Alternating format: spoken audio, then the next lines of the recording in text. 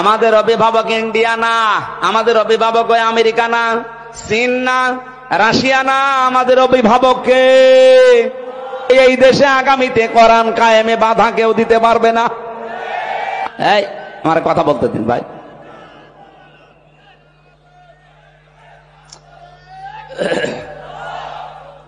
আমার ভাইরা, এটা যদি কারো কাছে রাজনীতি মনে হয়, যদি মনে হয় এটা দুনিয়ার বিষয়, এটা ধর্ম ব্যবসা, হ্যাঁ এটাই আমার ধর্ম ব্যবসা। কারণ আমি এই ব্যবসা করেই কোরআনকে সংসদে পৌঁছিয়ে দিতে চাই। আমি তো দিন কায়েমের জন্য আহ্বান জানাই। আপনার খারাপ লাগে কেন? আপনার মন খারাপ হয় কেন? আপনার কাছে রাজনীতি মনে হয় কেন? আপনি কি মুশরিক? বলেন। হ্যাঁ জানি আপনাকে আল্লাহ পছন্দ করেনি, এই জন্য আয়াতের শেষের অংশ এটা, আল্লাহু ইয়াজতাবি ইলাইহি মাইয়াশা। দিন কায়েমের কর্মী, দিন কায়েমের কর্মী হিসাবে আল্লাহ সবাইকে পছন্দ করে না। আল্লাহ যাকে ছাঁটাই করে দেয় সে বাদ, আল্লাহ যাকে বাছাই করে, নির্বাচিত করে, পছন্দ করে, নির্ধারিত করে, এ জিতবা শব্দ আছে। আল্লাহ যাকে পছন্দ করে তার দিনের কায়েমের জন্য কর্মী হিসাবে তাকে আল্লাহ পাক এই দিন কায়েমের জন্য নির্বাচিত করে নেয়। ওয়াহদি কাকে করে? মাইয়াশা। ওয়াহদি ইলাইহি মাইয়ুনিব, যে লোকটা আমার আল্লাহর দিকে মন থেকে ফিরতে চায়। আপনি কি আল্লাহর দিকে মন থেকে ফিরতে চান? যদি ফিরতে না চান, জীবনও আল্লাহকে আল্লাহ দিনের কর্মী হিসাবে আপনাকে কাজে লাগাবে না। আল্লাহর অত দায় পড়ে যায়নি। এই দেশে ইসলাম কায়েম না হলে আল্লাহর কোনো ক্ষতি আছে? ক্ষতি আপনার, ক্ষতি আমার। কারণ জীবনের শেষ দিন পর্যন্ত এই কাজে নিজেকে জড়িয়ে রাখা, এটা নামাজ রোজার চাইতেও বড় ফরজ। দলিল সূরা হিজর 14 নম্বর পারা 6 নম্বর পৃষ্ঠা, এটা মনে হয় 6 নম্বর লাইনের শেষ নাম্বার আয়াত, সূরা হিজরের 99 নম্বর আয়াতে আছে, ওয়াবুদ রাব্বাকা হাত্তা ইয়াতিয়াকাল ইয়াকিন। ওই দিন পর্যন্ত ইবাদত করো যতদিন তোমার কাছে ইয়াকিন না আসে, মরণ না আসে। এজন্য সব ফরজের বড় ফরজ। নবীজির জীবনের শেষ মিশন আর ভীষণ দিন কায়েম। সবাইকে আল্লাহ দিয়ে করাবে না। যাকে আল্লাহ নির্বাচিত করে, ছাঁটাই না করে বাছাই করে রাখে, তাকে আল্লাহ এই কাজে লাগাবে। আল্লাহ আমাদেরকেও যেন ছাঁটাইয়ের ভেতরে না ফেলে, বাছাইয়ের ভেতরে আল্লাহ ফেলে দেন। বলেন আমিন। আগামীতে আবুল কালাম আজাদ ভাইয়ের মতো যদি বাংলার 300 এমপির 151 জন কোরআন বুকে নিয়ে যেতে পারে, ওয়াইদা হাকামতুম বাইনান নাস আন তাহকুমু বিল আদলি, যখন তোমরা বিচার করবা মানুষের মাঝে, ন্যায় বিচার করবা, তো ওখানে যদি আপনি কোরআন নিয়ে যেতে না পারেন, ন্যায় বিচার করবেন কি দিয়ে? এই 54 বছরে ন্যায় বিচার দেখতে পাইনি, শুধু এইটা নেই তাই। একটু সুযোগ করে দেন না কেন? 54 বছর তো বিভিন্ন জিনিস দেখলেনি, একবার একটু পাগলামি করে হোক আর যেভাবে একটু দেখেন না কেন? আপনি একবার যদি দেখতে পারেন যে এটা বিচার ব্যবস্থায় চলছে, আমি আল্লাহর কসম দিয়ে গ্যারান্টি দিতে পারি জীবনেও বিনা কারণে জেল খাটা লাগবে না। এজন্য মানবাধিকার প্রতিষ্ঠা করা এটা রাসূলের মিশন ছিল, ভিশন ছিল। আমাদের জীবনেরও মিশন আর ভিশন এটা হওয়া লাগবে। এখানে যদি কারো দ্বিমত থাকে হাত তোলেন, যে না এটা আমি মানি না, তোলেন। এখানে কেউ কিছু বলছেন না, চলে যাওয়ার পরে যদি লালপুর বাজারে কালকে গিবত করেন না, দাঁত মুখ খুলে ফেলবেন। হ্যাঁ, আমি চলে গেলে এরা গিবত করবে, না কিছু বলে গেল বুঝলাম না। বুঝলেন না মানে সব বুঝতেছেন আপনি। নবীজির জীবনের মিশন ছিল, উনি মানবাধিকার প্রতিষ্ঠা করেছিলেন। আর মানবাধিকার প্রতিষ্ঠা করার জন্য ক্ষমতা লাগে, আইন লাগে। সেটা হাতে আছে আমাদের? নেই।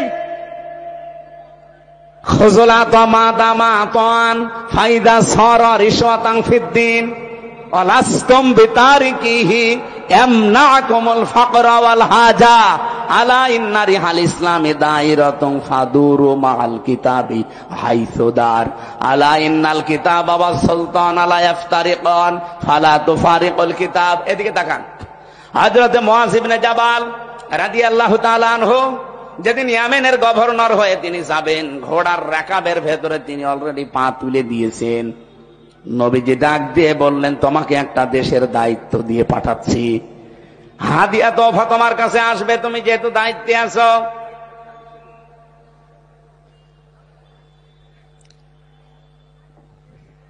আমার আলোচনায় কোনো প্রশ্ন থাকলে বলেন তো আগে বলেন।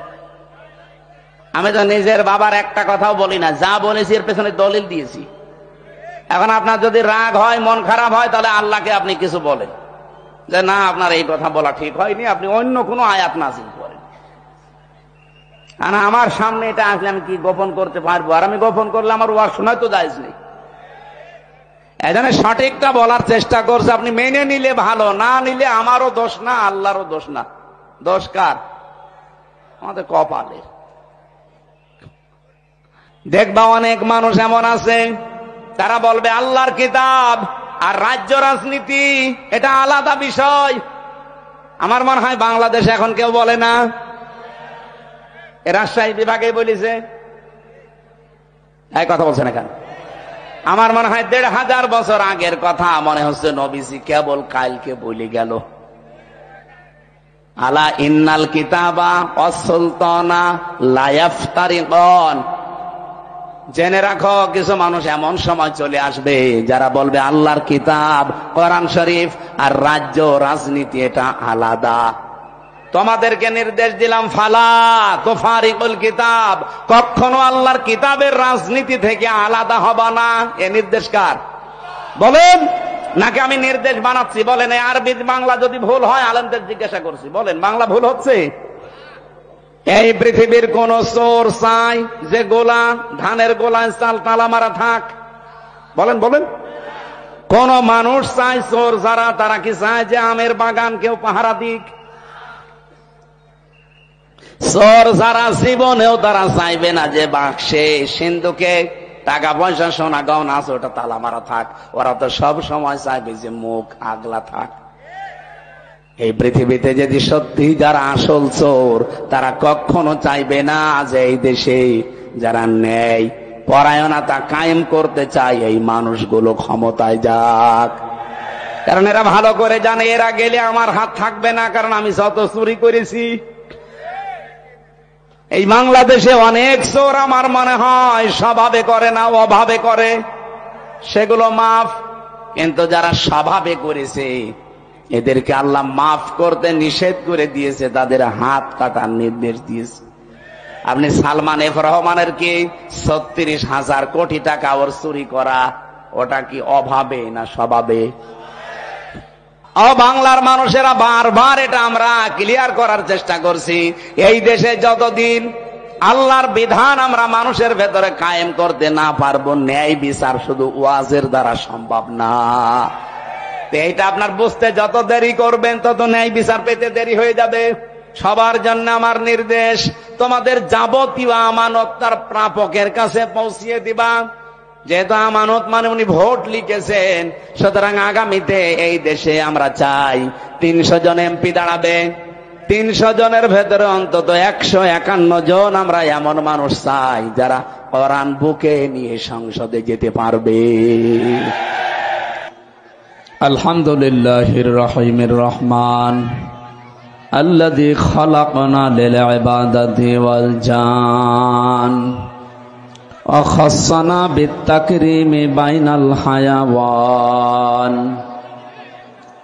ওয়া নাশহাদু আল্লা ইলাহা ইল্লাল্লাহু ওয়াহদাহু লা শারীকা লাহু শাহাদাতাম মুসিলাতান ইলাল জিনান ওয়া নাশহাদু আন্না মুহাম্মাদান আবদুহু ওয়া রাসূলুহুল মাবউসু ফিনা বিল হুদা ওয়া দীনিল হাক্কি লিযুহিরাহু আলাল আদিয়ান সাল্লাল্লাহু আলাইহি ওয়া আলা আলিহি ওয়া আসহাবিহিল কিরাম মা দামা শামসু ওয়াল কমারু বিজরিয়ান ওয়ান নাজমু ওয়াশ শাজারু ইয়াসজুদান ফাকাদ ক্বালা আল্লাহু তাআলা ফি কালামিহিল মাজিদ ওয়া বুরহানিহিত তাওহীদ আউযু বিল্লাহি মিনাশ শাইতানির রাজীম বিসমিল্লাহির রহমানির রহিম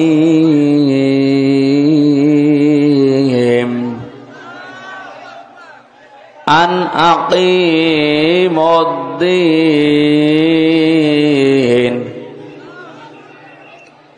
أن أقيموا الدين ولا تتفرقوا فيه كبر على المشركين ما تدعوهم إليه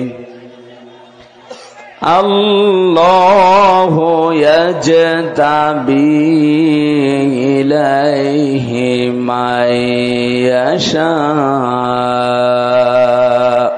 ويهدي إليه من ينيب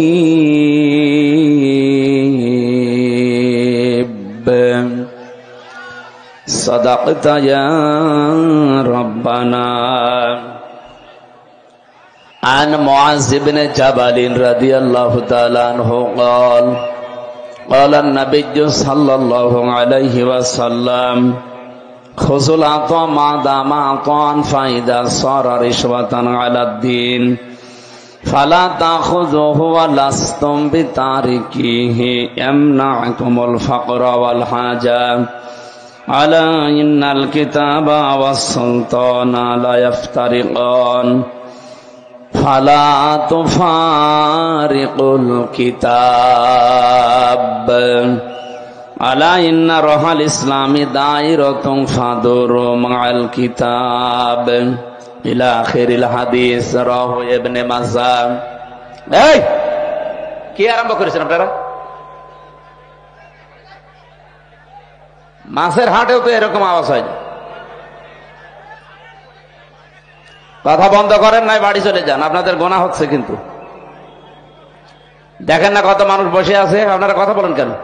পরে আসবেন আবার জায়গা না পেলে ঝামেলা করবেন। কথা বলবেন না। এই লাঠি নেই হাতে কারো, কি করছেন কি আপনারা এখানে দাঁড়িয়ে? কিছু হাতে নিতে পারছেন না?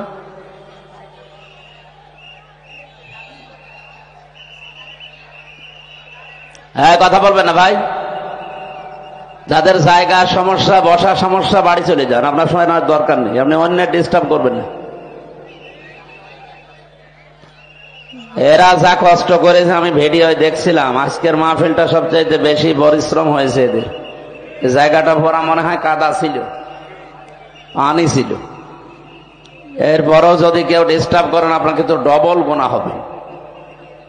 এই মাইক বাজানো বন্ধ করেন তো, বাঁশি বাজাবেন না। যে যেখানে আছে হয় দাঁড়িয়ে থাক, বসে থাক, যদি ভালো লাগে শুয়ে পড়ুক, তো কথা বলবেন না।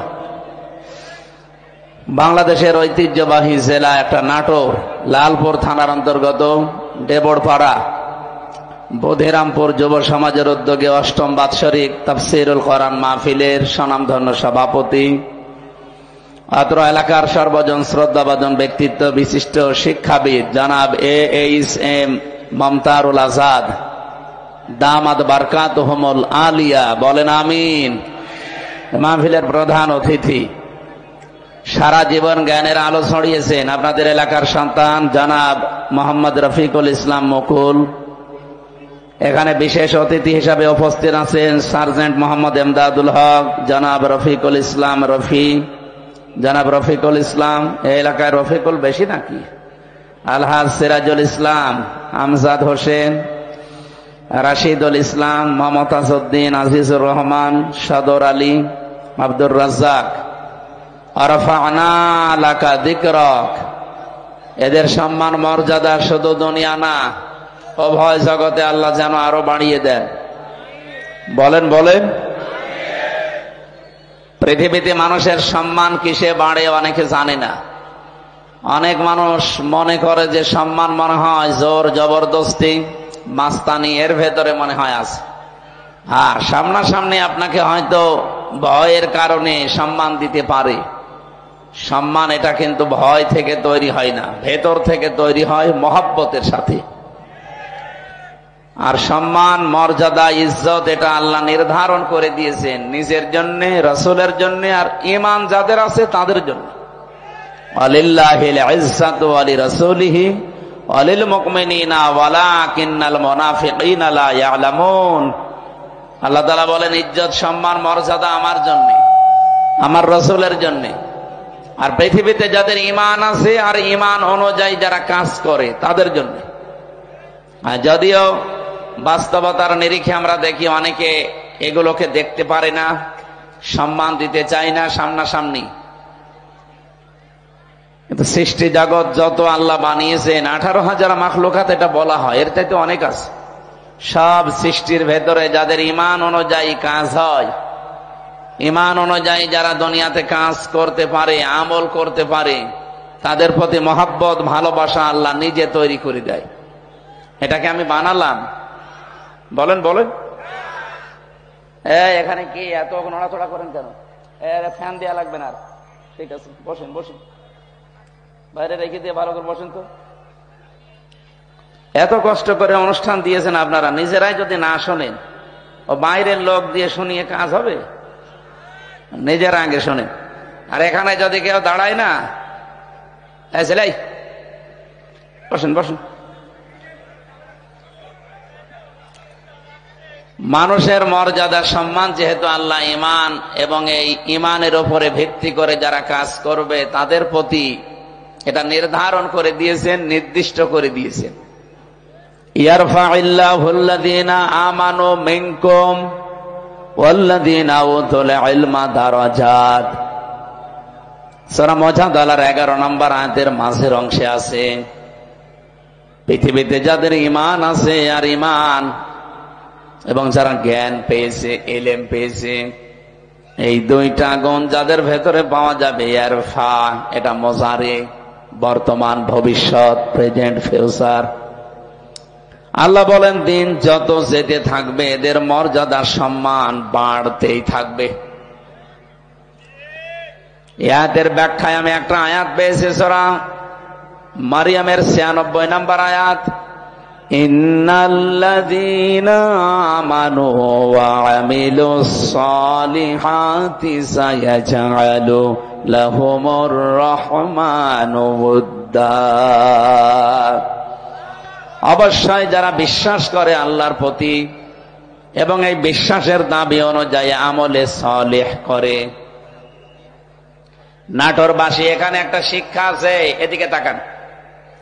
জন্মের পর থেকে আমরা এই আয়াতটা অনেকেই প্রথম অংশ শুনেছি যে ইন্নাল্লাযীনা আমানু ওয়া আমিলুস সালিহাত। শোনেননি? যারা ঈমান আনে আর আমলে সালেহ করে।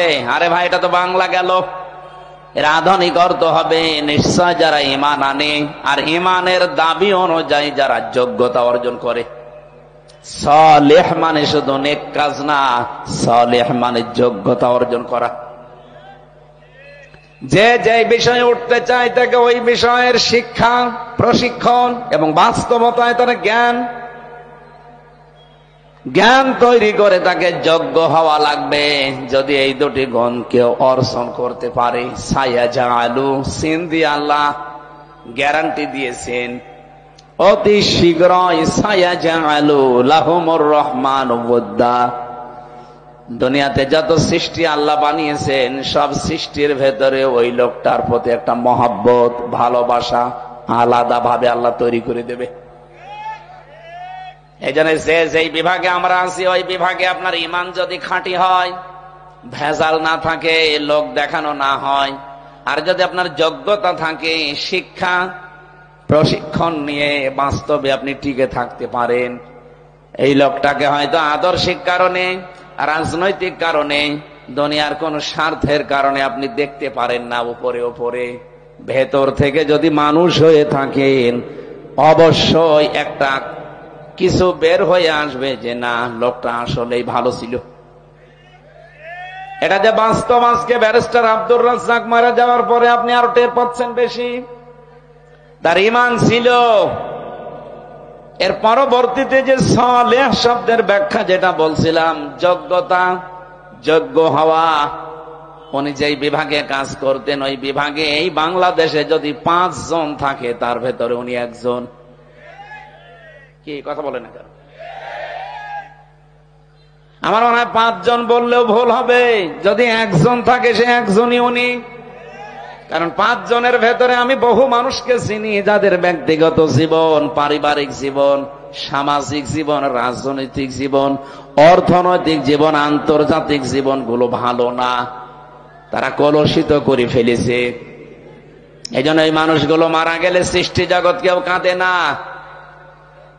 ফামা বাকাত আলাইহিমুস সামাউ ওয়াল আরদু ওয়ামা কানু মুনজারিন।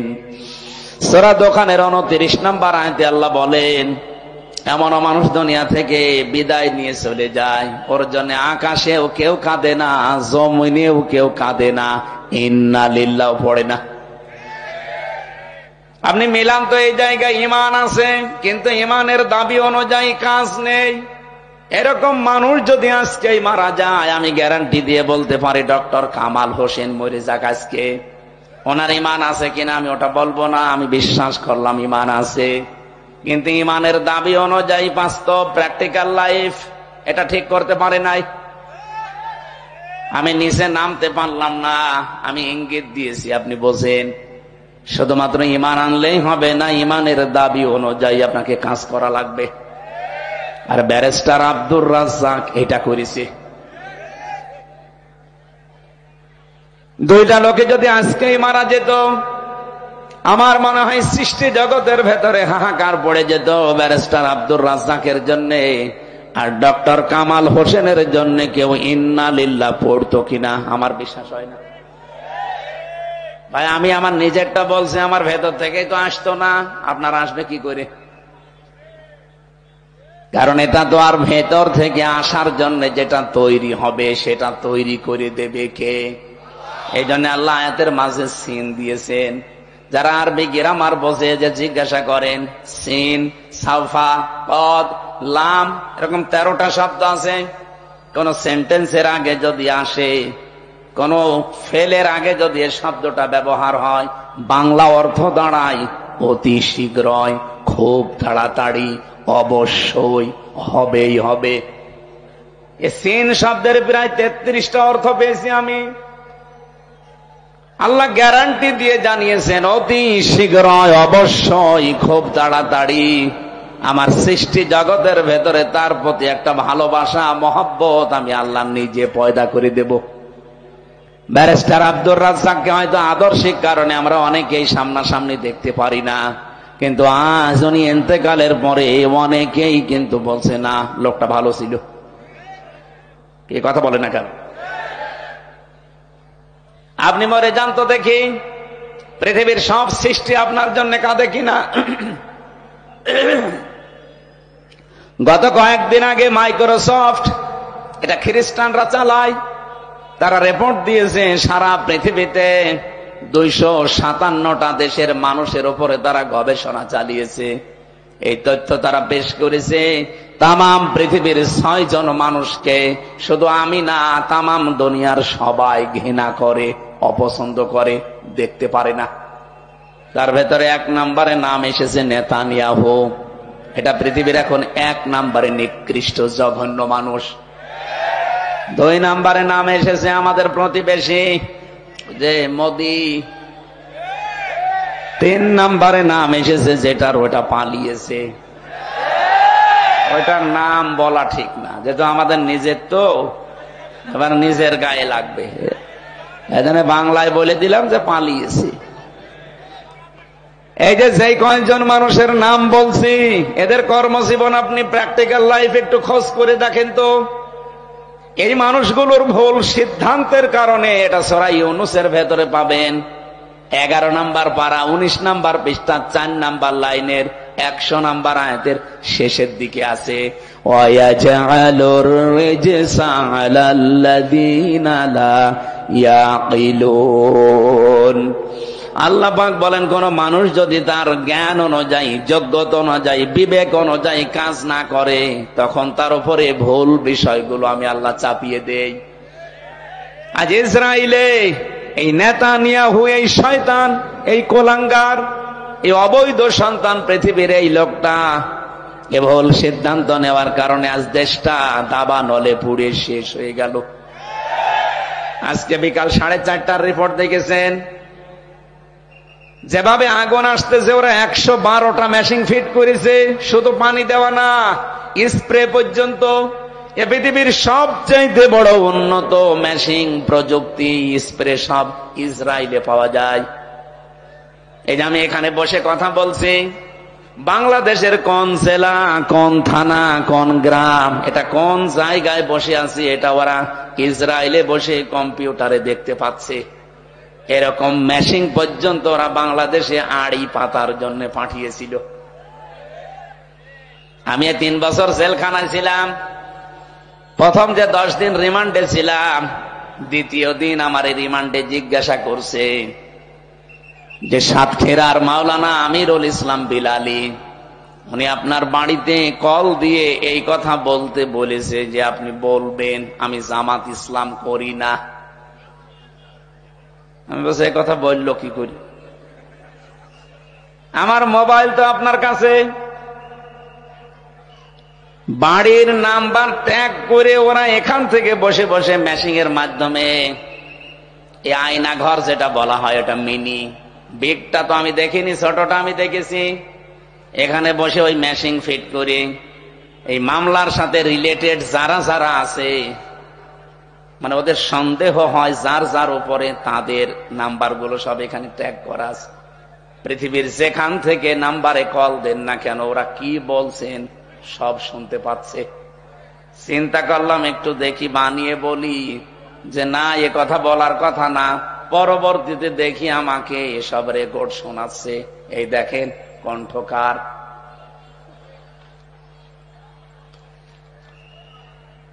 আমার ভাইরা, আমি যে কথা বলতে চাচ্ছি, পৃথিবীর সবচাইতে বড় উন্নত প্রযুক্তি এই পৃথিবীতে এখন ইসরায়েলের। এরা 112টা মেশিন ফিট করার পর শুধু পানি ছিটাচ্ছে তা না, স্প্রে পর্যন্ত দিচ্ছে উন্নত জাতের। কি হচ্ছে, যত পানি দেওয়া হয়, যত ঔষধ ছিটানো হয়, যত স্প্রে দেওয়া হয়, আগুন আরো তত বাড়ে। এমনকি জাহাজ পর্যন্ত পুড়ে গেছে, হেলিকপ্টার এবং প্লেন, উড়োজাহাজ পর্যন্ত পুড়িয়ে ভৎস হয়ে গেছে। কারণ আগুন তো আর হামজা জ্বালায়নি, আগুন জ্বালিয়েছে কে? আপনার ভুল সিদ্ধান্তের কারণে কিন্তু আপনার এলাকা সব ধ্বংস হয়ে যাবে। এই জন্য এজালুর রিজসা, আজ আমাদের পাশের এই দ্বিতীয় নিকৃষ্ট মানুষ এই মোদি, তার ভুল সিদ্ধান্তের কারণে আগামীর পৃথিবী বসবাসের অযোগ্য হয়ে যাচ্ছে। 3 দিন আগে এই জন্য গোবিন্দ পরামানিক, বাংলাদেশে হিন্দু মহাজোটের মহাসচিব যিনি গোবিন্দ চন্দ্র পরামানিক, উনি অলরেডি জানিয়ে দিয়েছে, হে ভারত সহ বিশ্বের হিন্দু ভাইরা, আপনারা এই মাতাল মোদিকে থামান। এ মাতাল যদি না থামে, সামনে পৃথিবী বসবাসের অযোগ্য হয়ে যাবে। কারণ এখন অলরেডি ওরা ডাঙ্গা লাগিয়ে দিয়েছে। কি কথা বলছেন? এটা ভারতে অলরেডি দাঙ্গা চলছে। কিসের? পাকিস্তানের সাথে। দেখেন, বাতাস আসলো বলে। আর যেহেতু ওখানে এতদিন পর্যন্ত আমাদের ওই চিন্তা করা লাগে নাই, কারণ ওদের সাথে আমরা দেখতে পাচ্ছি আশপাশে কোনো রাষ্ট্রের মিল নেই। আপনি ভারতের সাথে দেখেন, এই যে আমি কয়েকটা রাষ্ট্র ঘুরে আসলাম, ওদের সাথে আফগানিস্তানের একটা বর্ডার আছে, মিল নেই। পাকিস্তানের সাথে তো দা কুমড়ার সম্পর্ক, ভুটানের সাথে মিল নেই, মালদ্বীপের সাথে মিল নেই, শ্রীলঙ্কার সাথেও মিল নেই, মায়ানমারের সাথে মিল নেই, চীনের সাথেও মিল নেই। আমাদের সাথে মিল ছিল, বুবু ছিল, বুবু নেই, মিল নেই।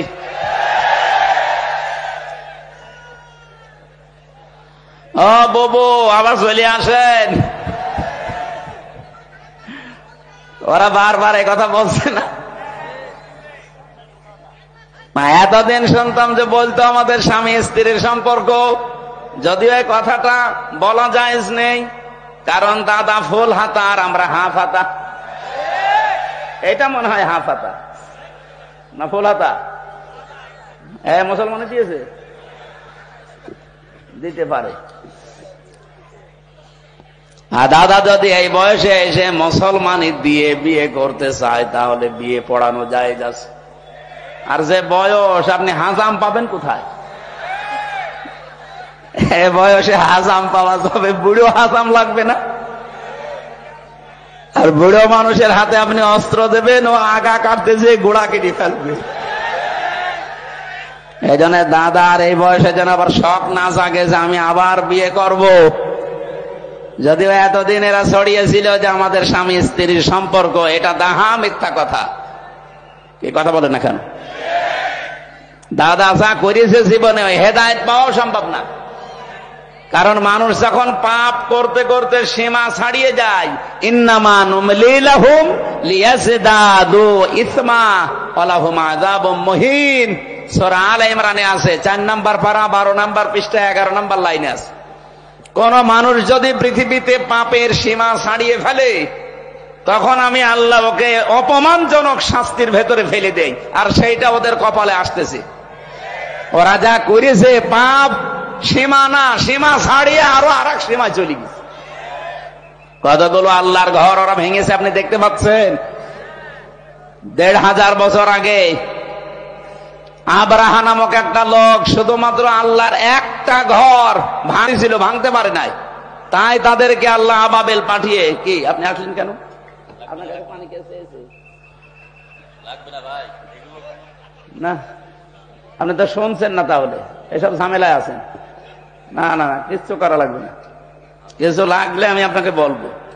ভালো করে শোনেন কি বলতে চাই। 1500 বছর আগে ওরা একটা ঘর শুধু আল্লাহর বাইতুল্লাহ কাবা শরীফ ভাঙার চেষ্টা করেছিল, ভাঙতে পারে নাই। 1.5 কিলোমিটার আগ থেকে ওদেরকে কাশফে মাকুল বানিয়ে দিয়েছে আল্লাহ। কি কথা বলে না কেন? আর এখন একটা দুইটা না, কতগুলো ঘর তারা ভেঙে দিল ধোয়া ধোয়া তুলে। কি ধোয়া? ধোয়া ধোয়া। ওরা এখন ধোয়া তুলেছে যে এই জায়গায় নাকি মন্দির ছিল, এই জন্য ভেঙে এখন আবার মন্দির বানাবো। পৃথিবীর মানুষ মাটির নিচে তেল পায়, গ্যাস পায়, সোনা পায়, রূপা পায়, আর ওই শয়তানরা শুধু মাটির নিচে মন্দির পায়। ওরে যদি উলঙ্গ করে পিটাতে পারতাম।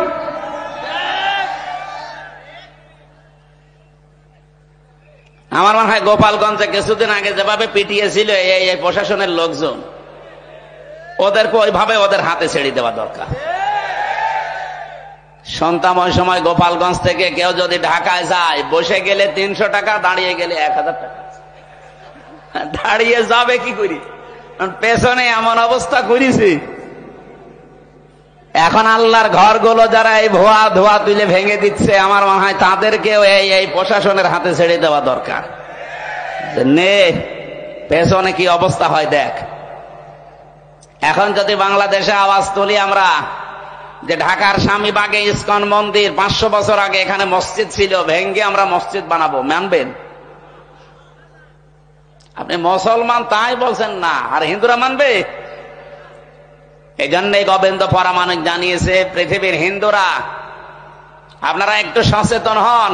এই মাতাল লোকটাকে যদি না থামান, এর এই ভুল সিদ্ধান্তের কারণে এমন কিছু নাজিল হবে যেটা টাকাল দেওয়া সম্ভব হবে না। এই জন্য আমাদের দেশে এরকম কিছু হাওয়া আমরা পাচ্ছি। আপনি কি খেয়াল করেছেন কিছু? নারী কমিশন যে 318 পৃষ্ঠার যে রিপোর্ট দিয়েছে, আমি পুরাটা পড়েছি এই 4 দিন মিলে। পুরাটা শেষ করে আমি 13টা ভুল পেয়েছি, বাকি সবই ভুল। এই 13টা 100 ভাগের 100 ভাগ ভুল। ওরা প্রথমে যেটা জানাতে চায় যে স্বামী যদি স্ত্রীর সাথে মিলন করতে চায়, স্ত্রী যদি রাজি না হয়, স্বামী যদি জোর করে এই কাজ করে, তাহলে স্ত্রী তার পরের দিন যদি মামলা দেয়, তাহলে ধর্ষণ মামলা হবে, প্রমাণ হলে স্বামীর ফাঁসি। আমি আপনার কথা মেনে নিলাম ভাই, স্বামী জোর করে আপনাকে সংসার করতে চায়, আপনি রাজি না, আপনি ধর্ষণ মামলা দিলেন। আমার প্রশ্ন হচ্ছে, ফাঁসি দেওয়ার জন্য সাক্ষী লাগবে না? কথা বলছেন এখান। এখন ওই জায়গায় কেউ কি ছিল যারা সাক্ষী দেওয়ার মতো? অথবা ওখানে সিসি ক্যামেরা দিয়ে রাখা লাগবে, অথবা এই ইউটিউবারদের পাঠিয়ে দেওয়া লাগবে যে দেখ। তা আপনি এদেরকে পাঠালে হবে? আমার এই জন্য একটা একটা করে যখন পড়লাম, আমার মনে হচ্ছিল এগুলো মেয়াদ উত্তীর্ণ গাঁজা খেয়েছে। ওদেরকে আর বাইরে রাখা ঠিক না, ওদের রুচি, ওদের সব বিকৃতি হয়ে গেছে, চেহারাও বিকৃত হয়ে গেছে। যে কয়টা চেহারা দেখলাম একটাও মহিলার মতো লাগছে না। এখানে যারা পুরুষ মানুষ আছে, আমরা ঘোষণা দেব কি, পুরুষ ভাইরা পুরুষ প্যান্ডেলে চলে আসেন, মেয়েরা মহিলা প্যান্ডেলে চলে যান। আর যারা মহিলা না পুরুষ না, ওদের কোন প্যান্ডেলে পাঠাবো? আমি ওদের চেহারার দিকে তাকিয়ে আমার মনে হচ্ছিল ওগুলো মনে হয় তৃতীয় লিঙ্গ। আপনি তৃতীয় লিঙ্গের কোনো কিছু বলতে পারেন, আপনি মহিলাদের পক্ষে বিপক্ষে কথা বলেন কোন কারণে? আপনি কি মহিলা? মেয়ে লোক হওয়ার জন্য যে সমস্ত সিমটম দরকার আপনার তো কিছুই নেই। আমি নিচে নামলাম না, অনেক স্যাররা আছে তাই। এই জন্য আমার মনে হয় এদেরকে আর বাইরে রাখা ঠিক না। এদের পেছনে অবশ্যই রাঘব বোয়াল আছে, আমরা জানি। পৃথিবীর কোন রাঘব বোয়ালে কাজ হবে না। এদেশে 92% মুসলমান যতদিন আমরা আছি। কিছু না থাক আমাদের, অন্তত লা ইলাহা ইল্লাল্লাহ। এই কথা বলেন না কেন? এই জন্য আমরা চাই খুব তাড়াতাড়ি এই মানুষগুলোকে আপনারা পাবনায় পাঠান। আমি কয়েকদিন আগে গিয়েছিলাম হেমায়তপুরে দেখার জন্য, যে দেখি পাগল এখন আর অত বেশি নেই। জিজ্ঞাসা করলাম একজনকে, বলছে হুজুর এখন প্রায় ভালো হয়ে যায়, পাঠিয়ে দেয়। কয়েকজন আছে, আমার তো মনে হচ্ছে নতুন কিছু পাগলের আমদানি হচ্ছে, এদের পাঠানো দরকার। নয়তো এরা এই কথা লিখলো কি করি? আপনি কিভাবে কি সাক্ষী জোগাড় করবেন? আপনি নিজেই বলেন। এটা পাগলের মাথায় তো এই চিন্তা আসা ঠিক না। দ্বিতীয় নম্বরে তারা লিখেছে দেহ আমার, সিদ্ধান্ত আমার। এটা কোরআনে কারিমের পুরা বিরোধী। আল্লাহ পাক বলেন আলাহুল খালাক ওয়াল আমরু তাবারাকাল্লাহু রাব্বুল আলামিন। সৃষ্টি যার, সিদ্ধান্ত তার। কথা বলেন না কেন? আপনি কোন সাহসে বললেন যে দেহ আমার, সিদ্ধান্ত আমার? এ দেহ আপনার কে বলেছে? আমি এখন 33 বছর বয়সে আছি, 34 বছর বয়স আগে বলেন তো আমার অস্তিত্ব ছিল? আমির হামজা না, আমার মা বাবার তো বিয়েও হয়নি 35 বছর আগে। তার মানে উল্লেখ করার মতো আমি আর কিছু ছিলাম না। হামজা তো দূরের কথা, আমাকে পর্যন্ত নিয়ে এসে বসিয়েছেন যিনি, তিনি কে? নেই থেকে হামজা পর্যন্ত যিনি বানিয়েছে আস্তে আস্তে করে, তার নাম আরবিতে বলা হয় রব। তারবিয়াতুশ শাইই ইলা কামালিহি শাইআন ফাশাইআন। নেই থেকে তারবিয়াতের মাধ্যমে একটার পরে একটা সিস্টেম পাল্টিয়ে যিনি তোমাকে পূর্ণতায় পৌঁছিয়ে দেয়, তিনি হচ্ছে রব। আমরা যাকে আল্লাহ বলি। সুতরাং যারা এই কথা লিখেছেন তাদের তো ঈমান নেই। আর কোরআনে কারিমের সূরা আরাফের 54 নম্বর আয়াতের পুরা বিরুদ্ধে এই কথা যে দেহ আমার, সিদ্ধান্ত আমার। আপনি আল্লাহর সাথে বিদ্রোহ করেছেন, আপনি বেঈমান হয়ে গেছেন। এই নারী কমিশনে যারা আছে এদেরকে যদি তাওবা করানো না হয়, এই মানুষগুলো যদি নতুন করে মুসলমান না হয়, ঘোষণা দিয়ে গেলাম আজকে রেকর্ড হচ্ছে, এদের একজনও যদি মারা যায়, এদের জানাজাও জায়েজ নেই, কবরে দেওয়াও জায়েজ নেই। কারণ জানাজা পড়াবো কি দিয়ে আমি, আর কবরে দেব কি বলে? বিসমিল্লাহি ওয়া আলা মিল্লাতি রাসূলিল্লাহ। এ পুরা কথাটাই তো মিথ্যা হয়ে যাবে যে আল্লাহর নামের ওপরে, রসুলের আদর্শের ওপরে রেখে গেলাম। কই? আপনি তো আল্লাহর নামেও নেই, রসুলের আদর্শেও নেই। এই কথা বলছেন না কেন? এই জন্য আপনাকে আমি রাখবো কি করে? আপনার জন্য আমি মিথ্যাবাদী হব? কি কথা বলেন না কেন ভাই? আমি আপনার জন্য মিথ্যাবাদী হব? এই জন্য আপনাকে কবরে দেওয়াও ঠিক হবে না, জানাজাও ঠিক হবে না। আপনারা একটা কাজ করা যায় না, আপনারা হিন্দুদের মতো পুড়িয়ে ফেললেও হবে না, কারণ হিন্দুরা তো মানবে না। আপনারা করব কি? কুকুর দিয়ে খাওয়ানো লাগবে। ডক্টর আহমদ শরীফ ঢাকা বিশ্ববিদ্যালয়ের এক শিক্ষক, ও বলেছিল আল্লাহ বলতে কেউ নেই। ছাত্ররা জিজ্ঞাসা করছে, স্যার আপনি এই কথা বললেন? যা বলেছি, যা দেখি না তা বিশ্বাস করি না, এই জন্য ইসলাম ধর্ম আমি মানি না। তাহলে হিন্দু ধর্ম মানেন? বলছে না, ও ধর্ম আমি মানি না। তাহলে আপনি যদি মুসলমান দাবি না করেন, হিন্দু দাবি না করেন, আপনাকে তো পোড়ানোও যাবে না, কবরে দেওয়াও যাবে না, কি করব? বলছে আমার লাশটা ঢাকার মেডিকেল কলেজে দিয়ে দিও, ছাত্র ছাত্রীরা আমার লাশ কেটে গবেষণা করবে, শিক্ষা পাবে। মারা যাওয়ার পরে অ্যাম্বুলেন্সে করে নিয়ে গেছে ঢাকা ভার্সিটিতে, ঢাকা মেডিকেলের মুসলমান ছাত্র ছাত্রী যারা, তারা মিছিল আরম্ভ করেছে, জানে না এই নাস্তিকের লাশ আমরা এখানে ঢুকতে দেব না, কারণ যে আল্লাহকেই মানে না, ওরে কেটে আমরা কি পাবো, ওর নাপাক শরীর যেন এখানে না ঢোকে। অ্যাম্বুলেন্সের ড্রাইভার চিন্তা করছে, ভার্সিটি ছেলে মেয়েরা, ও না জানি খেপে গেলে আমার গাড়িতে যদি আগুন লাগিয়ে দেয়, ও মরা শয়তানের সাথে আমি জীবিত মানুষও পড়ে যাব। দরকার নেই ভিক্ষা, আগে কুকুর সামলা, দে গাড়ি ঘুরিয়ে টান। এখন ঢাকা মেডিকেল নেয়নি, হিন্দুদের মতো পুড়িয়ে ফেলা হয়নি, মুসলমানের কবরে দেওয়া হয়নি। কি হয়েছে? জীবনের শেষ ইতিহাস আমি পড়ে দেখেছি, হয়তো ওকে ডাস্টবিনে ফেলে দেওয়া হয়েছে, কুকুরে শ্রীগালি খেয়েছে। আহ্বান জানাচ্ছে, যদি কপালে হেদায়েতের মতো কিছু থাকে আপনি ফিরে আসবেন, আর যদি একেবারে আবু সেহেলের মতো হয়ে যান, এ দোয়ায়ও কাজ হবে না। আমরা বলছিলাম কি, একটা একটা করে আল্লাহর আইনগুলো যারা পাল্টিয়ে, আপনাদের নিজেদের জীবনেও ক্ষমতা নেই, আপনার পেছনে কারা রাঘব বোয়াল আছে। ডক্টর মোহাম্মদ ইউনূসকে আহ্বান জানাবো, এগুলো ধরেন, না হলে এই ভুল সিদ্ধান্তের কারণে ইসরায়েলের মতো, আমেরিকার মতো যদি দাবানল একবার চলে ওঠে বাংলাদেশে, শুধুমাত্র বন জঙ্গলের দাবানল না, মুসলমানদের দাবানল সামাল দেওয়া যাবে না।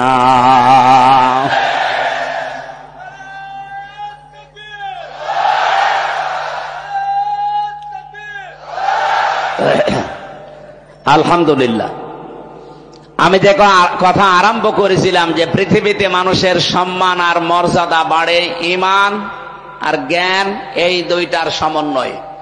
যাদের জন্য এতক্ষণ দোয়া করার জন্য এই কথাগুলো বললাম, এত মানুষের নাম আমি একবারে বলেছি, ওয়ারফা'না লাকা যিকরাক বলেছি। এদের মর্যাদা আমরা শুধু দুনিয়ায় চাই না, আখেরাতেও যেন মর্যাদা টিকে থাকে, ওই কাজগুলো করার তৌফিক আল্লাহ তাদের দান করেন। এই কথা বুঝেছেন? এই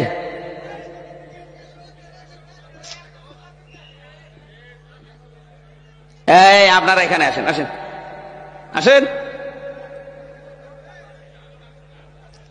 দরুদ আর সালাম পাঠ করছে আমাদের নবী, মানবতার মহান শিক্ষক মুহাম্মদুর রাসূলুল্লাহ সাল্লাল্লাহু আলাইহি ওয়াসাল্লামের প্রতি, যার মিশন আর ভিশন ছিল এই পৃথিবীতে তিনটা। আমরা যেহেতু নবীর উম্মত দাবি করছে, এখানে আমার মনে হয় অন্য ধর্মের লোক নেই, আছে? যদি থাকেন তো একজন, আপনাদেরকে ওয়েলকাম জানাচ্ছি। আমরা যেহেতু সবাই এখানে দাবি করছি আমরা নবীর উম্মত, নবীর যা কাজ ছিল, আমাদের মিশন আর ভিশন ওইটা হওয়া দরকার।